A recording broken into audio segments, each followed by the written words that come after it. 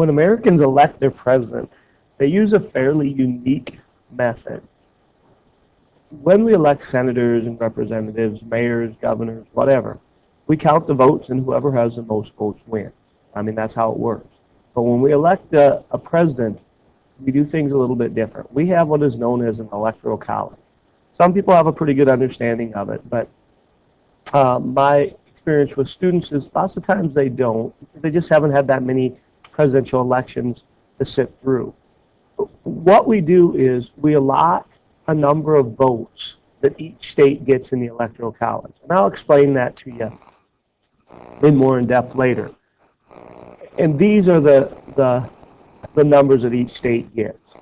And if you win that particular state, you get all the electoral votes. So if you win South Dakota with 3 electoral votes, you get those 3.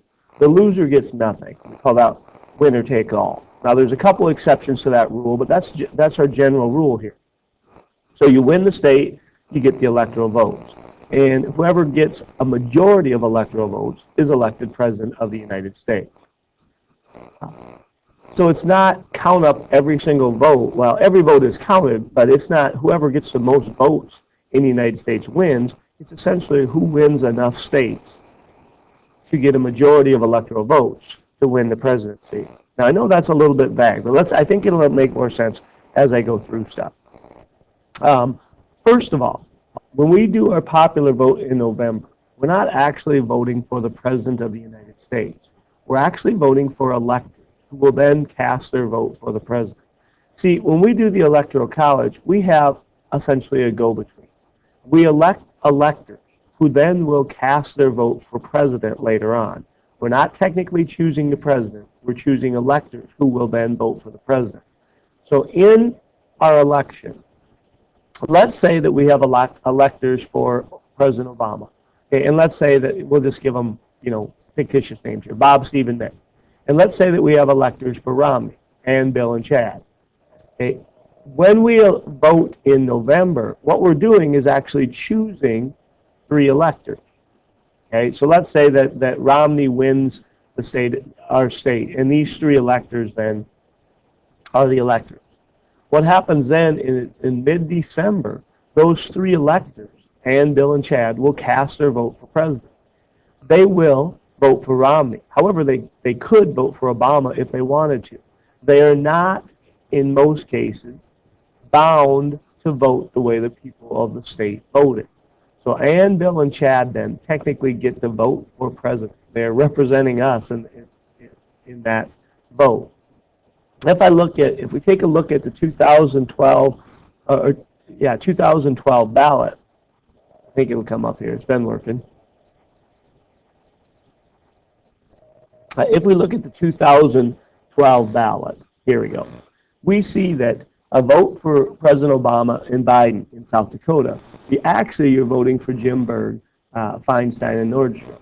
If you vote for Romney, you would have been voting for Dugard, Michaels, and Jackley. These 3 are the electors for Mitt Romney.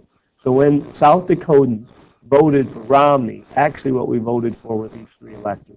And then in mid-December, those 3 electors cast their vote for Mitt Romney. So that's when they got the 3. Romney doesn't get however many votes he got in our state, 200,000 votes. He gets the 3 that these electors cast for him.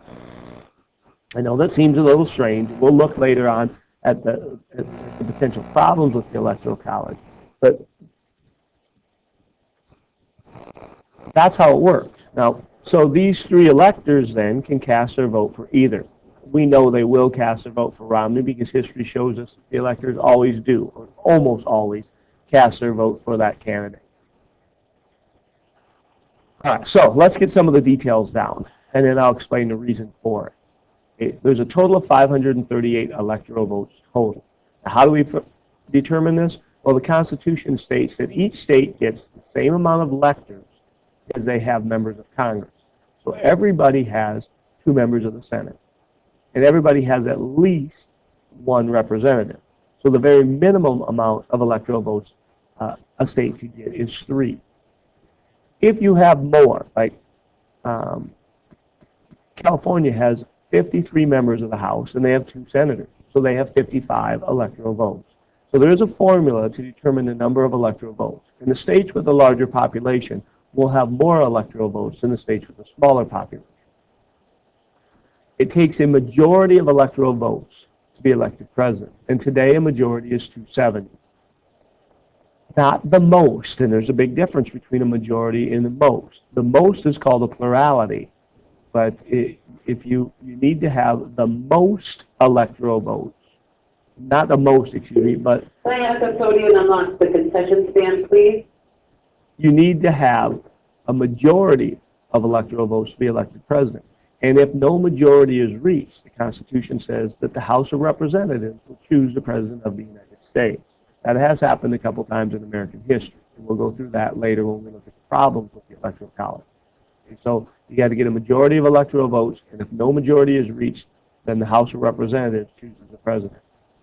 The Electoral College votes in mid-December. Now, you don't have to know this stuff. I mean, I'm never going to ask you this, but I just put it down here when the Electoral College actually votes. Monday, following the second Wednesday in December, the electors of each state cast their votes at the state capitol, and then they are sealed and sent to Congress, actually to the Senate, who on January 6th opens and reads those votes.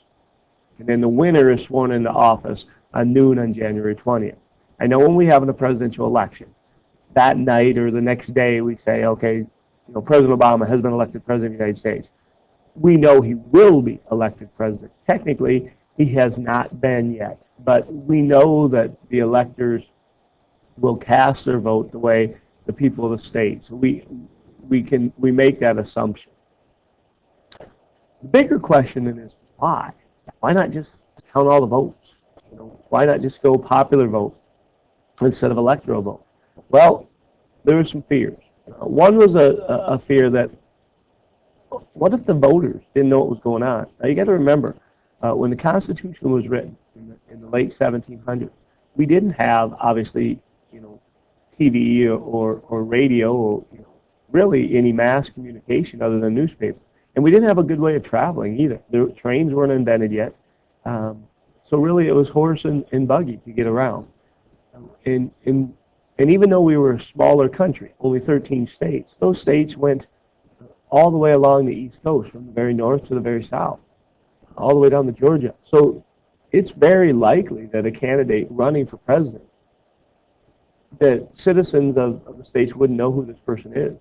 And what if they chose somebody bad? Really, when we say, why do we have this? Well, it was a safeguard in case the people chose a bad president. If we choose somebody really bad, the electors can vote for a different candidate. They are not bound by what the people voted for. Think of it as a safeguard, a protection against uneducated voters, and then also against what if the system didn't work? Countries of the world at this time didn't elect their leaders. Their leaders became leaders because, well, their dad was king and now they're king, or because they were powerful enough to take over with a military dictatorship or whatever it was.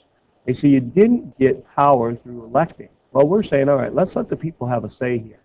However, what if the people really chose a bad leader? Well, we got a protection against it. We got a safeguard against it. Now, it turns out a system of democratic electing a president or a leader of your country works. We probably don't, still need the Electoral College. However, it's in the Constitution. And because it's in the Constitution, it can only be changed with a constitutional amendment. And that is unlikely to happen. And that I will explain at another time, too. But for today, for this little lecture, I just want you to know essentially how it works. Now, my PowerPoint is linked online, and I do suggest that you watch this, explaining the Electoral College. It's a kind of a brief explanation of how our Electoral College works. I think it's only about 5 minutes long, but it would be worth your time to take a look at that, especially if what I went over today didn't make sense to you. We'll look at the problems of the Electoral College in another video.